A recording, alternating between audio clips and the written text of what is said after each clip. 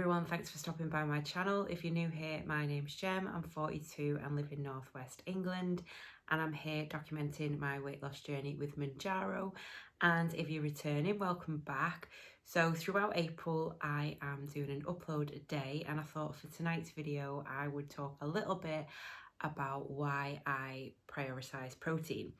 So before I say anything else, I want to say that I'm not a healthcare professional, I'm certainly not a doctor, and I would always advise that you do your own research, speak to your own healthcare providers, doctors, whoever you need to, if you've got any concerns about what I'm going to be talking about in this video. So I always stick a disclaimer at the end of every one of my videos, but I thought it'd be, because I'm going to be talking about nutrients and vitamins and that sort of thing, I would just sort of mention it at the beginning. So using a GLP-1 injectable can lead to a reduction in overall food intake, which can lead to nutrient deficiencies. So if you've been on an injectable for a while, you will know that, especially at the beginning of your journey, your food suppression is quite strong, or can be quite strong. It isn't for everybody. It certainly was for me at the beginning, and I was definitely not able to eat as much food as I can now on week 21. So I sort of did my research at the time when I very first started Mounjaro, and realised that prioritising protein was definitely a way to go. So it's basically ensures you're getting all the nutrients that you need. Why is it an essential nutrient? A high protein diet helps build muscle. So when we think of protein, we usually think of bodybuilders and things like that, and they would probably, well, I would say definitely have a lot more protein than, for example, what I have in a day, and purely because they're building muscle. But because with these injectables you can lose weight rapidly, or with any diet that you would lose weight rapidly, you do run the risk of sort of eating away at your muscles as well. So it helps with building those muscles, and it also aids muscle recovery, especially after exercise. So as part of this journey, I definitely incorporate exercise into it. When I'm doing my strength training, when I'm using my weights, or when I'm using my bands or anything like that, effectively what I'm doing is I'm damaging the muscle, and then that repairs itself, and that's what makes the muscle stronger. But your protein helps with this recovery. So again, it's really important for that.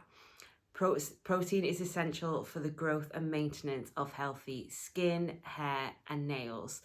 Now, we've all heard the horror stories about people having hair loss when they're on these GLP-1s or on any kind of a restrictive diet or rapid weight loss diet. And I think the fact that protein helps with that is such an important thing to remember. It's actually something that I've not suffered with, and I personally think this is down to the fact that I have been prioritising my protein.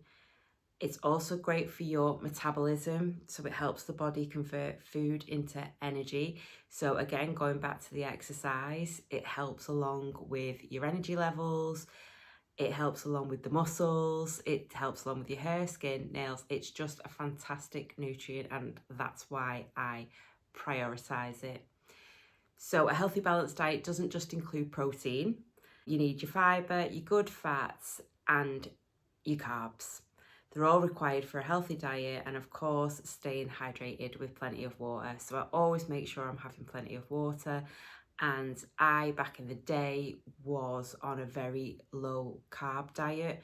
Now, a lot of that was because I have polycystic ovarian syndrome, and a lot of the diet advice I was given from doctors, from healthcare providers, from research, was that because of my hormone imbalance and my insulin resistance, it was better to have a lower carb diet. But since I've been on Mounjaro, I've found that I can have carbs, and I have reintroduced them into my diet. If you saw yesterday's what I eat in a day, I had carbs for basically with all three meals. I had toast in the morning, a toasted bagel.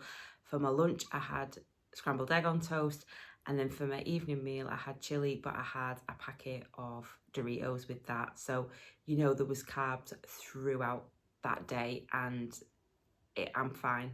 I just feel like it's something that I can now do. I'm down 21 weeks and I have started having carbs again, which has been nice. So just to break those 3 other things down, fibre. So fibre aids digestion and helps you feel full. And fibre can be found in whole foods like fruit, veg and whole grains. I know a lot of people suffer with constipation as one of the side effects of these GLP-1s. To be honest, I don't really get side effects, but when I have had side effects, it's been constipation and acid reflux. So with the acid reflux, I usually just have a Rennies, and because it's very mild, but with the constipation, I definitely think it's been the times when I haven't had enough fibre.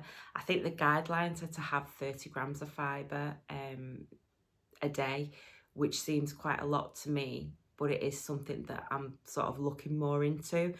And I think because I don't eat much fruit, I usually have berries of a morning, but I am going to start to try and have more vegetables with my meals and things like that and get fibre from there.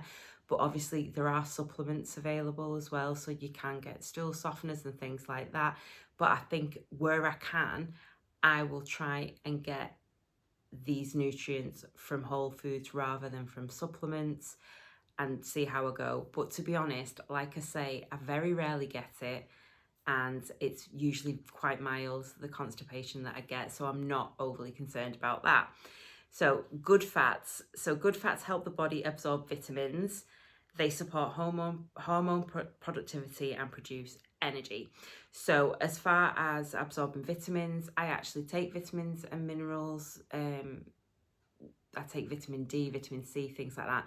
I know it's quite controversial for some people that they don't believe that you need the vitamins and minerals, but I do, mainly because I don't eat much fruit and things like that, but I do eat the vegetables.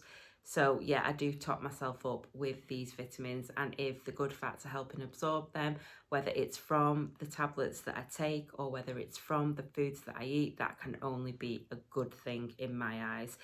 They support hormone productivity, which I've just mentioned with my polycystic ovarian syndrome. I have a hormone imbalance. GLP-1 is the hormone that these injectables help us with. So that is, GLP-1 is a natural hormone that is produced in the gut, and I do believe that I was lacking in that, and I think that's why these injectables, this Mounjaro, works so well for me. So if it helps along with that, then that's fantastic. And also it produces energy, so again goes back to helping us with exercise. But I genuinely and honestly, hand on heart, feel so much more energy since I've been on Mounjaro, and I do think it isn't just because of the drug itself. I think it's because I'm having such a good, healthy, balanced diet.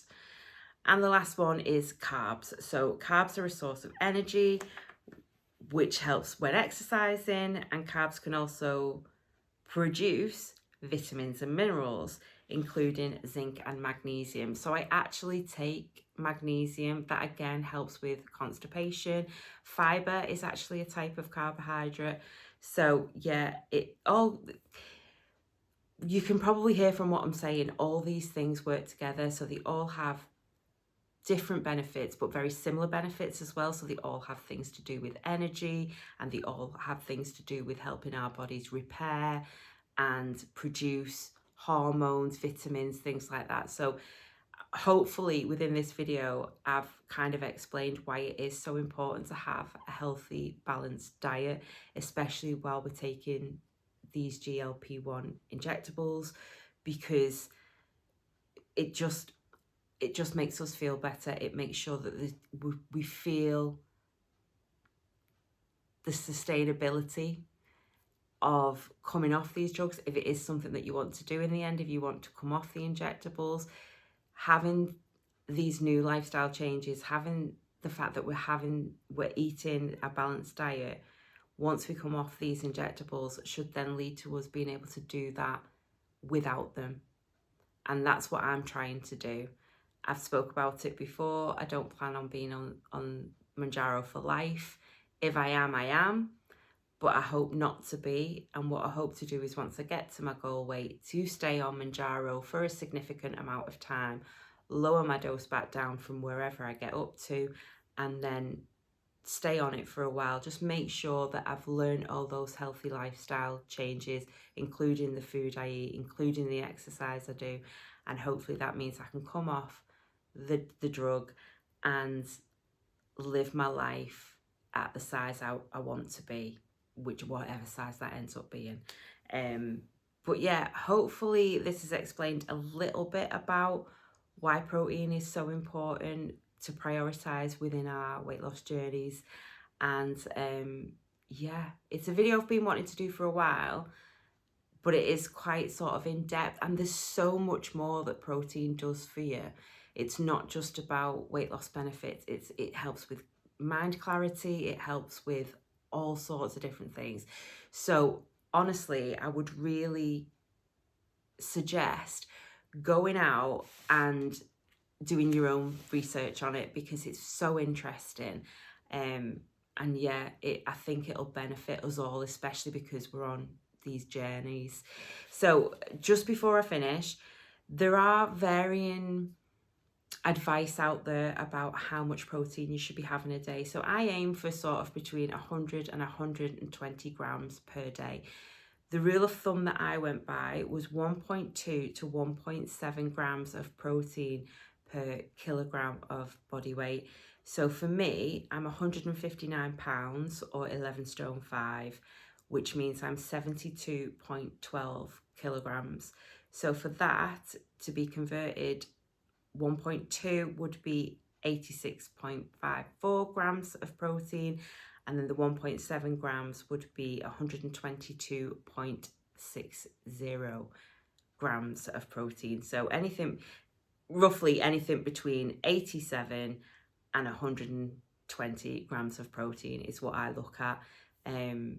But I sort of do tend to stay trying to get to the 100 to 120 because I am doing the exercise and things like that. But again, there is different advice out there as to how you work the grams out that you should be having per day. So do your own research. Like I said at the beginning, I am nowhere near a healthcare professional. I'm not here to give advice. All I'm here doing is telling you about my journey and why I'm doing certain things that I'm doing, and just giving a little bit of in-depth insight into the research that I've done. Hopefully that helps someone out there. If you've liked the video, give it a thumbs up, and if you haven't already, please subscribe, and I will see you tomorrow for another video. Bye guys.